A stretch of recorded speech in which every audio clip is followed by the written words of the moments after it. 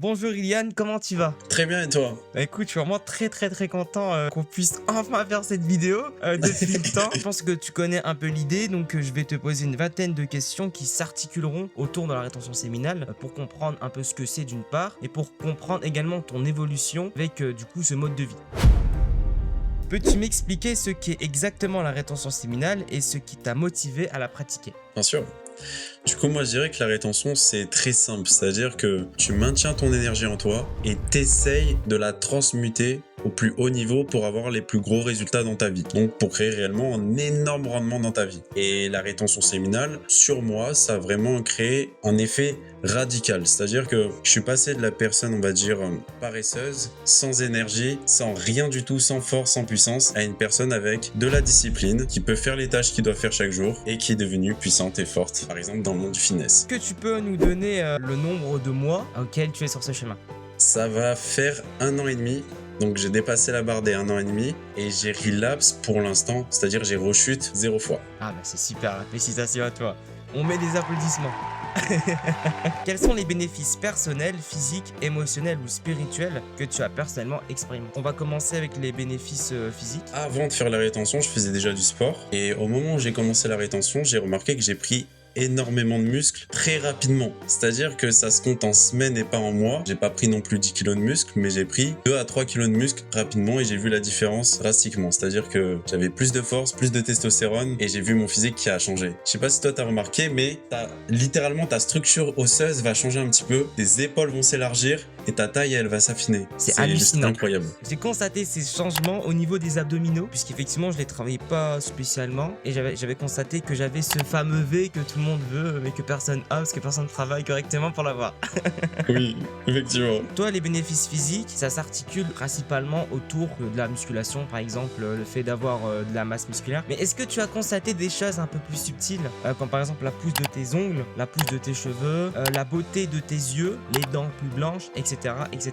Oui, enfin, je pense que, tu vois, je dirais au niveau de l'apparence physique, tout le monde a à peu près la même. C'est-à-dire qu'au bout, je pense, de 6 mois, 1 an, tu commences à avoir un glow, tu commences à avoir les yeux qui pétillent, les cheveux qui poussent plus vite, t'as même plus besoin de mettre de masque ou d'huile essentielle, enfin, littéralement, On a tout la à rétention, l'intérieur de c'est... nous. Oui, exactement. Vraiment, t'as tout, les ongles, t'as absolument tout. Je pense que c'est pareil pour tout le monde.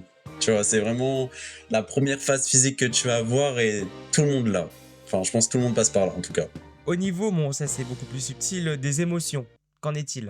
Alors les émotions, je dirais que t'as un meilleur contrôle, ok? T'as un contrôle émotionnel qui va venir petit à petit et on sait que le contrôle émotionnel, c'est, je dirais, le pilier numéro 1 dans le monde de la masculinité. Donc en vrai, si tu le maîtrises, tu peux maîtriser tout le reste. C'est-à-dire tu peux maîtriser ta routine, tu peux maîtriser la pression, tu peux maîtriser les événements qui vont t'arriver dans la vie, peu importe qu'ils soient bien ou mal, surtout mal, et tu vas pouvoir absolument tout maîtriser à un très haut niveau. Disons que c'est un point de vue qui est stoïque assez élevé et sans pour autant faire d'efforts, parce que c'est presque inné. Au niveau spirituel, Spirituel, j'avoue que c'est vraiment subtil pour le coup. Enfin, c'est pas comme physique ou émotionnel. Je dirais que concerne plus la loi de l'attraction. Il y a la loi de l'attraction qui va s'appliquer lorsque tu vas rentrer dans l'état de la 5D. C'est-à-dire que tu vas rentrer dans un état de flow, c'est-à-dire un état de neutralité. Tu pourras l'afficher, je pense, le tableau de Stephen Hawking où il y a toutes les fréquences. Moi, par exemple, comme je me réveille le matin, je suis dans un état de colère. C'est pas la fréquence la plus basse dans le tableau, mais je dirais que c'est au centre. On va dire que t'es à 350 dans le tableau. Ou lorsque je rentre dans des états sacrificiels, faire du sport, se lever à 5 heures du matin, pas avoir de vis, calculer ses macros, les macros appropriés, donc tout ce qui est protéines, lipides, etc.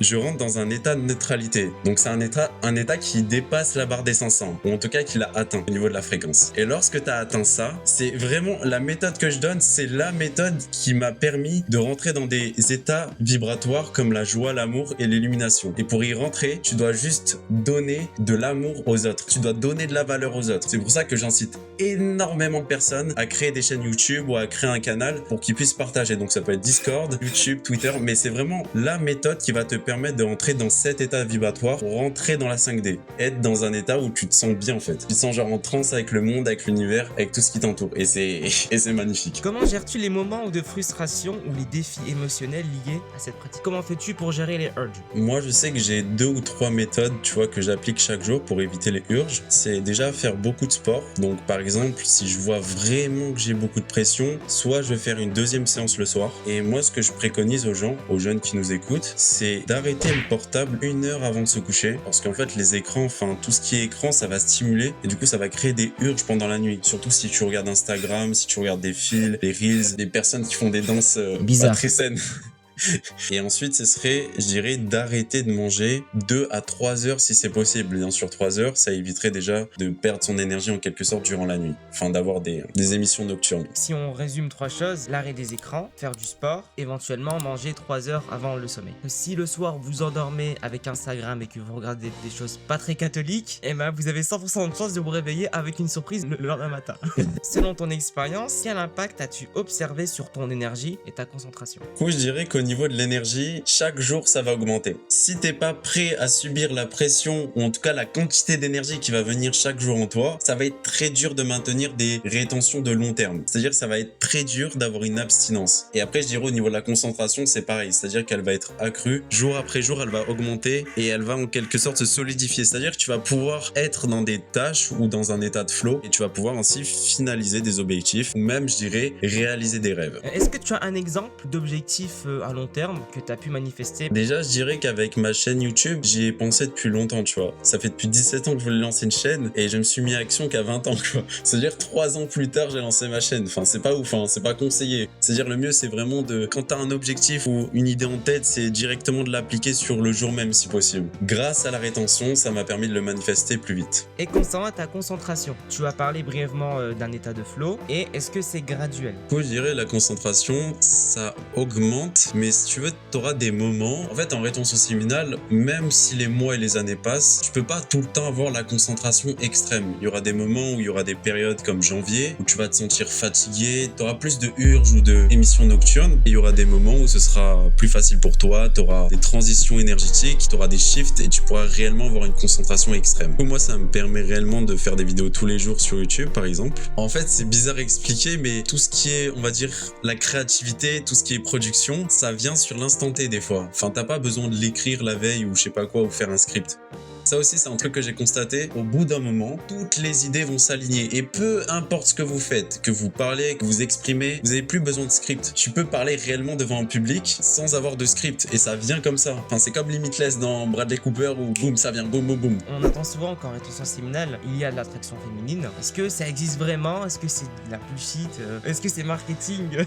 Dis-nous tout. Alors, l'attraction, honnêtement, les gars, vous le savez, ça vient assez rapidement. C'est pas le truc qui va venir au bout d'un an. Au bout de 3 mois, tu peux déjà avoir de l'attraction, tu vois. Au bout de 6 mois, ça augmente, au bout d'un an, ça augmente et après, ça s'arrête plus. Que ça soit sur les réseaux sociaux, que ça soit dans la vraie vie, t'auras beaucoup de regards. En fait, t'auras une aura de star sans en être une. Et c'est ça, des fois, le problème, tu vois. Les gens, ils veulent venir, mais ils vont pas venir. Ils vont te regarder de loin, surtout les femmes. Limite à tâtons, tu vois. Ils vont te regarder, mais ils vont pas venir. Mais des fois, il y aura des femmes qui vont venir, ils vont essayer de t'approcher. Il faut pas trop être focus ou voir, il faut être complètement détaché. En fait, il faut juste être détaché sur tout et le faire chaque jour. Genre, mettre l'action, mais être détaché. Je sais que c'est compliqué et c'est ce qu'on appelle la loi du détachement, mais une fois que tu arrives à créer ce détachement avec ce que tu fais, c'est très facile de le faire, tu vois. Et je dirais c'est même très facile d'avoir des résultats là-dedans. Par exemple, avec les femmes, moins tu penses aux femmes, bizarrement, je te jure, plus t'en as. Il y a plus de femmes, de gens féminines autour de toi, en tout cas dans ton aura, dans ton champ de vision. Quelle technique concrète utilises-tu pour canaliser et maîtriser ton énergie vitale? Lorsque tu débutes la rétention, c'est la respiration microcosmique. Donc si je donnerais la méthode rapidement, c'est le fait de faire 10 inspirations avec le nombril. Tu mets par exemple tes 2 doigts sous le nombril pour activer les chakras du bas, t'en fais 10. Ensuite, tu fais la même chose au niveau du thorax, au niveau de tes poumons, t'en fais 10. Lorsque t'inspires, tu vas maintenir ton inspiration, tu vas contracter ton plancher pelvien lorsque tu as envie, par exemple, de faire tes besoins, tout simplement, et tu vas le relâcher en même temps, et ça va te permettre du coup de transférer ton énergie tout au long de ton corps, surtout au niveau de la colonne vertébrale. Ce genre de respiration, il faudrait le faire tous les jours, tu vois, genre juste 5 à 10 minutes, de lundi à dimanche, ça c'est le top, tu vois. En fait, le plus important, c'est de le transmuter le plus régulièrement possible. La technique, c'est d'avoir le moins d'écart possible pour avoir la meilleure rétention et avoir le plus d'énergie possible chaque jour. Est-ce que tu as une activité concrète à faire pour transmuter l'énergie? Je dirais que le sport, c'est sûr, c'est l'outil numéro un, comme j'avais expliqué. Passer d'un état vibratoire à un autre, passer de l'état de la colère, de la frustration, du doute, à l'état de neutralité. Ce qui va te permettre, en fait, d'avoir aucune émotion négative, mais en fait, tu vas ni ressentir les émotions positives. C'est-à-dire que tu vas avoir un détachement à la troisième personne, tu vas voir tes émotions, tu vas dire, ah ok, et tu vas réagir de cette manière. Et donc, ça va te permettre de toujours avoir cette ligne directrice durant toute la journée. Et ça va te permettre d'avoir réellement un contrôle total. Crois-tu que la rétention séminale est accessible à tous ou nécessite-t-elle une préparation spécifique? Tout le monde peut la faire, moi. Moi, dès que j'ai découvert une chaîne YouTube sur la rétention séminale, je me suis pas posé de questions, je me suis lancé dans la pratique et j'ai commencé comme ça. De fil en aiguille, j'ai essayé de voir comment on fait les respirations, comment on transmute cette énergie, quelles sont les habitudes saines que je dois faire chaque jour pour pouvoir avoir une meilleure rétention à chaque fois. Pour les jeunes ou pour peu importe votre âge, vous pouvez la faire dès demain, littéralement. Vous pouvez la commencer même dès aujourd'hui, la rétention séminale. Tu as remarqué des changements dans ta santé physique, ton niveau d'énergie ou ta vitalité? Sur ma vitalité, t'as vraiment une joie de vivre. J'ai remarqué que ce soit avec l'environnement qui nous entoure, les couleurs sont beaucoup plus vives, sont beaucoup plus claires. Même quand il pleut, même quand il y a des mauvais temps, c'est juste magnifique parce que t'as plus ce voile quand t'étais pas en rétention où tu voyais tout en noir, le brouillard mental, exactement. Et ce qui est fou en plus, c'est que tu retrouves les rêves que t'avais quand t'étais jeune. Quand t'étais bébé, tu rêvais, tu vois, quand t'étais jeune, tu rêvais jusqu'à peut-être 14 ans, mais une fois que t'as commencé à perdre l'énergie, tu rêves plus. Et après, lorsque t'es en rétention, tu rêves et ça, c'est incroyable. Est-ce qu'il y a un rêve qui t'a marqué et quand tu t'es réveillé le matin, tu t'es dit waouh, c'est incroyable?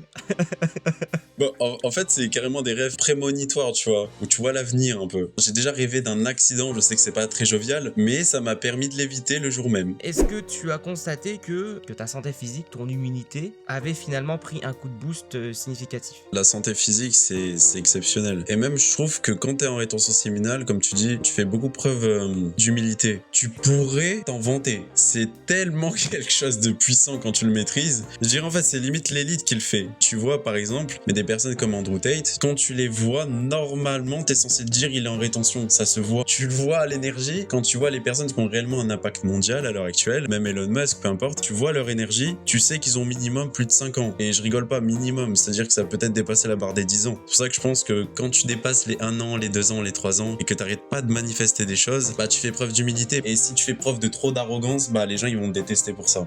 J'avais, il me semble, 3 semaines, hein, et je me sentais vraiment littéralement au-dessus des autres. Par exemple, quand j'étais dans le bus, je me suis dit ouais, moi je suis en rétention, pas toi. Et 3 jours après, j'ai fini sur un site bizarre et bon. Et après, je m'en souviens plus. C'est exactement ça, surtout quand tu commences, t'as l'impression, t'es le roi du monde, littéralement t'es le king, c'est bon. Mais t'es bien, tu manifestes des choses rapidement. Quelle est la plus grande chose que t'aies pu manifester grâce à la rétention? Déjà, j'ai manifesté, on va dire, sur le plan, on va dire, relationnel, une personne réellement que je voulais dans mon entourage et je l'ai eu exactement comme je le voulais. Je voulais une personne qui soit experte dans les sites internet, qui maîtrise tous les domaines au niveau numérique. Et j'ai rencontré une personne qui avait 18 ans et qui était pratiquement déjà millionnaire. Franchement, ton site web est magnifique.